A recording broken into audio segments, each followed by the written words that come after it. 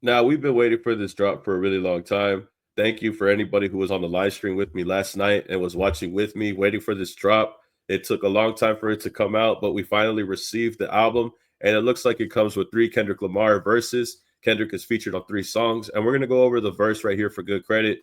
For Kendrick, it appears that he took shots at Drake, and we're going to see exactly what it is that is said in this verse, so that way we could dissect it. So let's go ahead and take a look here real quick.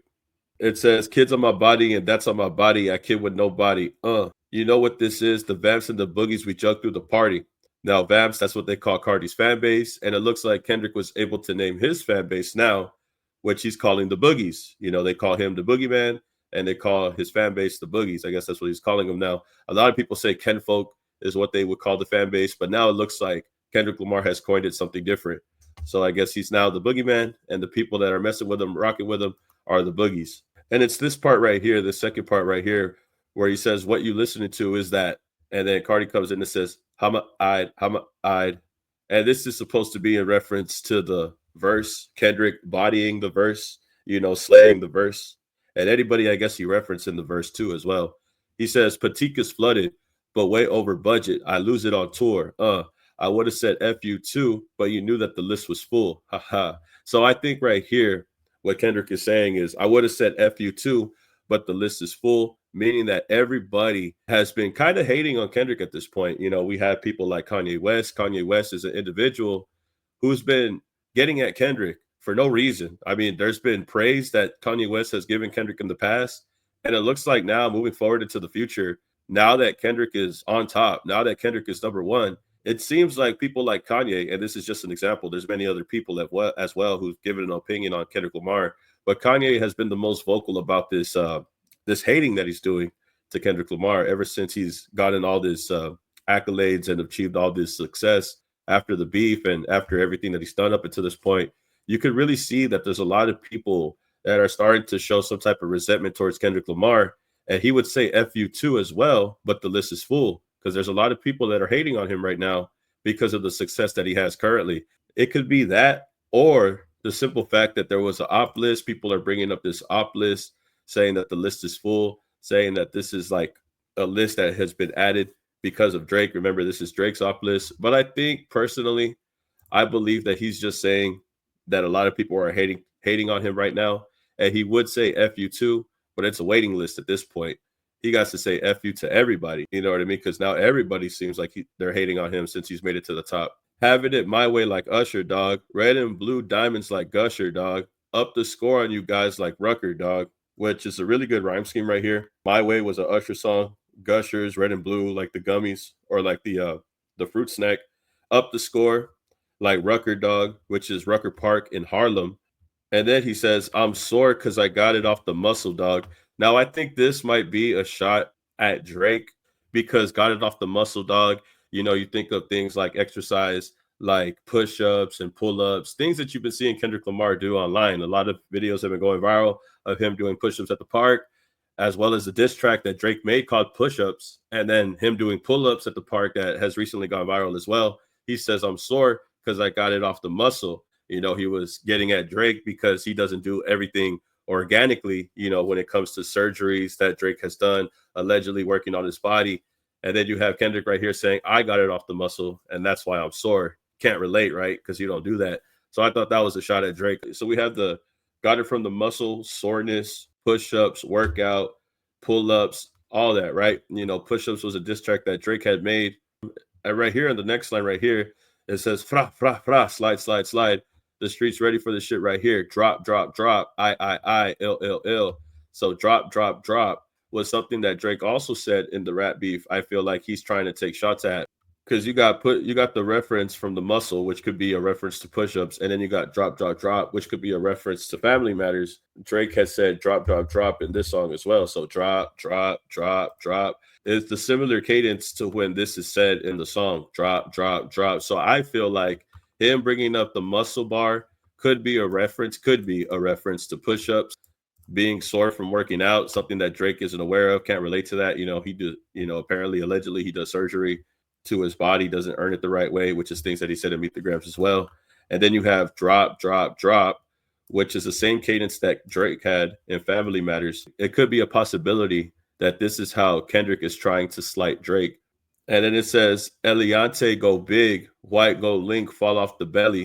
The emerald cuff for hers and his, that ish on point like ASAP Relli. I'm talking about, ah.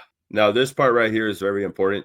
There was something that I talked about on the live stream where I said the reason why he talked about ASAP Relli be on point. Obviously, we know that ASAP Relli had took ASAP Rocky to trial and ASAP Rocky had beat the case, but ASAP Relli was basically snitching, pointing the finger at ASAP Rocky. And one of the points that I wanted to make as well in regards to this was how Kendrick Lamar is referencing ASAP Relli going to court and snitching.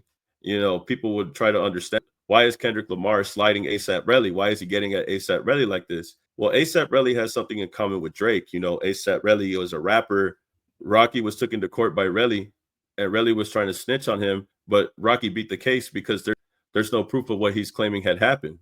And Drake essentially is doing the same thing that Relli is, where he's snitching without any proof. So I feel like Kendrick getting at ASAP Relli like this is in a way at getting at rappers that snitch, including Relli, that shares the same sentiments as Drake.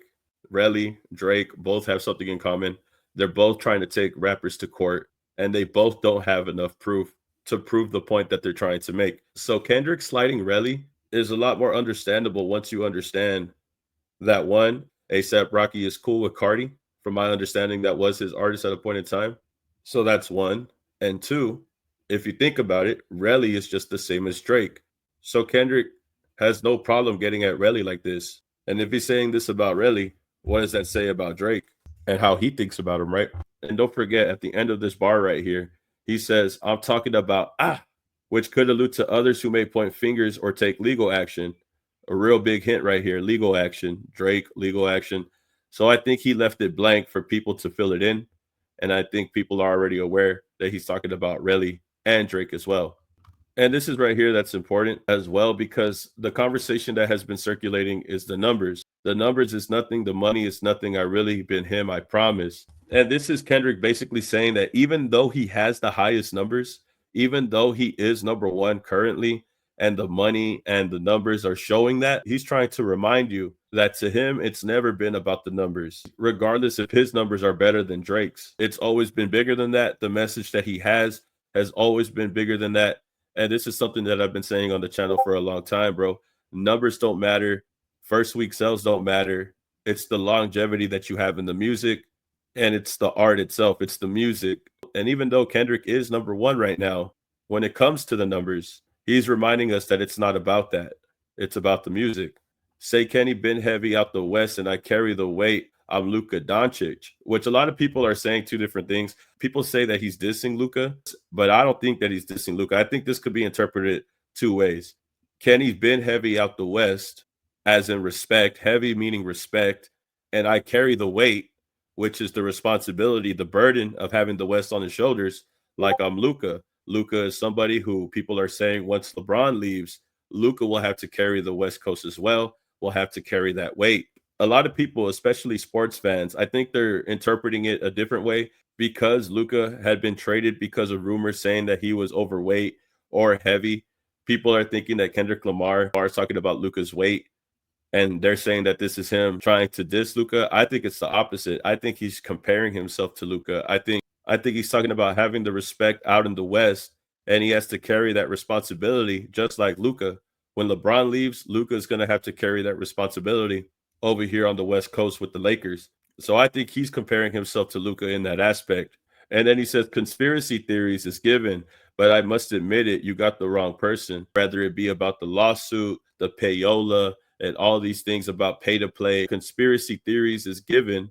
Everything, bro. I think Kendrick is referring to everything that people have been theorizing and conspiring against him. Conspiracy theories is given, but I must admit it, you got the wrong person. And this goes back to the Relli bar that we had just covered.